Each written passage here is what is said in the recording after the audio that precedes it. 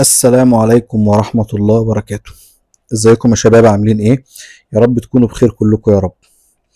إيه، مش قبل ما ابدأ الفيديو النهاردة أنا عايز افكركم تتابعونا على قناة التليجرام، تتابعونا على اكونت تويتر اللي على اكس يعني، على تيك توك، على انستجرام. تعالوا على جروب التليجرام، بنتكلم مع بعض، بنعمل صفقات قوية جدا كلها القناة مجانية بالكامل. وفي مفاجأة قريبة جدا جدا جدا بخصوص ليو بوت.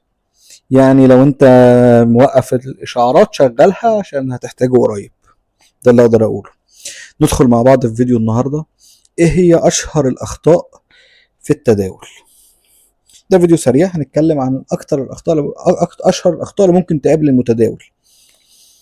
اول حاجه، اول خطأ ودايما بنتكلم عليه، الدخول في قمه بعد موجة صعود. يعني العمله قاعده تطلع تطلع تطلع، رحت انت جالك زي فومو كده، قلت بس دي رايحه للسما، رحت داخل في اعلى قمه، بدات تصحح او بدات ترد تاني، حصل للاسف تصريف عليك، حصل اي سبب كده انت لبست.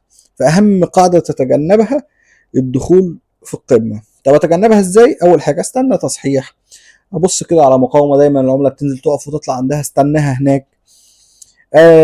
يعني لازم تتجنب ان انت تدخل في فوم او تدخل في قمه. فاهمني؟ اول ما تلقى شموع خضراء غريبه استنى اهدى، هي مش هتطير. وزي ما قلنا قبل كده، مفيش فرصه اخيره، كل يوم في فرص وكل يوم في مجال جديد لان انت تعمل شغل كويس.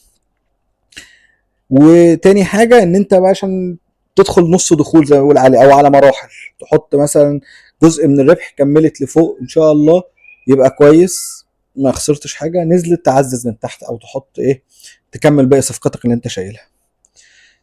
تاني حاجة وتاني خطأ من أخطاء التداول، عدم تأمين الربح، بمعنى أصح الطمع. أنت تحط تيك بروفيت، أنا مثلا عملت 70%، عملت 100%، هطلع رأس مالي. تيجي العملة تعمل 100%، تقول طب ما استنى 200% وابقى اطلع راس مالي عشان اخد مكسب اكبر.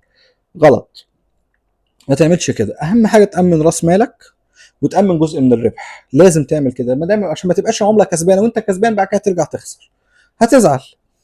دايما خد التارجت، حط تارجت، خد الهدف بتاعك، خد مكسبك، ارفع الستوب لوس بتاعك. مثلا انت حاطط ستوب لوس عند ال 100,000، العمله وصلت 150، خلاص ارفع الستوب لوس ل 150، بحيث ان انت تفضل تطلع مع العمله، منين ما تقع تبقى انت مأمن ربحك. تمام.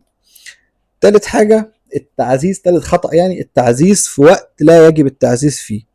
يعني عمله بتنزل رحت انت معزز، لقيتها بتنزل تاني رحت انت معزز تاني، فانت تنفعش تعزز هنا.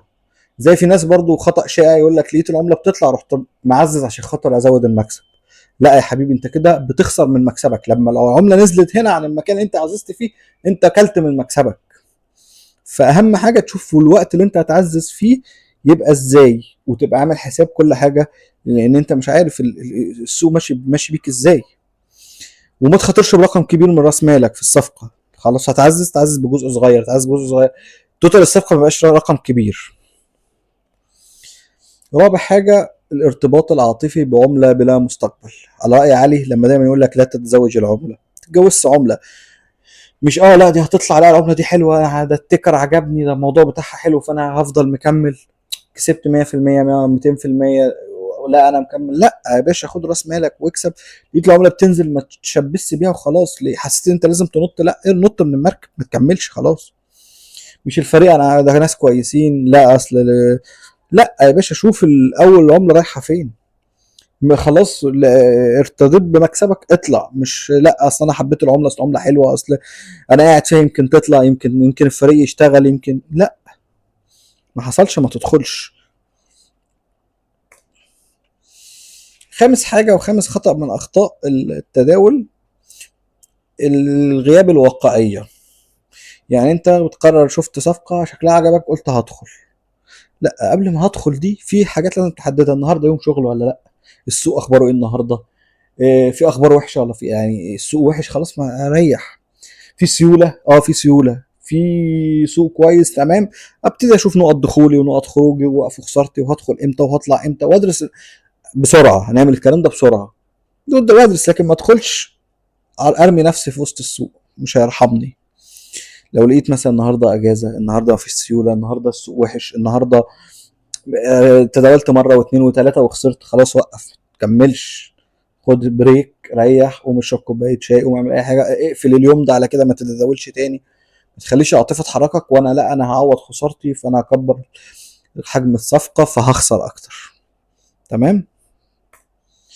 دي الخلاصه. التداول ده بيتقسم لقسمين: إدارة مخاطر وانضباط. عرفت تتجنب المخاطر، تدير مخاطرك وتنضبط وتتجنب الأخطاء اللي لسه متكلمين عليها، حط خطتك وابتدي نفذ وتوكل على الله، وانا ان شاء الله اضمن لك ان انت تعمل ربح كويس. بس تمشي على الكلام، تتعلم، تتجنب الاخطاء بتاعتنا، وندير مخاطرنا كويس، ننضبط ونتحكم في مشاعرنا. وانا بوعدك بمكسب ان شاء الله كويس، وربنا يرزقك بصفقه تغير لك حياتك ان شاء الله. ما تنسوش تتابعونا على قناة التليجرام وعلى اليوتيوب وعلى الانستجرام، تفاعلكم مهم جدا. وما تنسوش تدعوا لاخواتنا في غزة، ونشوفكم على خير ان شاء الله. مع السلامة. وما تنسوش تعملوا سبسكرايب ولايك وتفعلوا زر الجرس.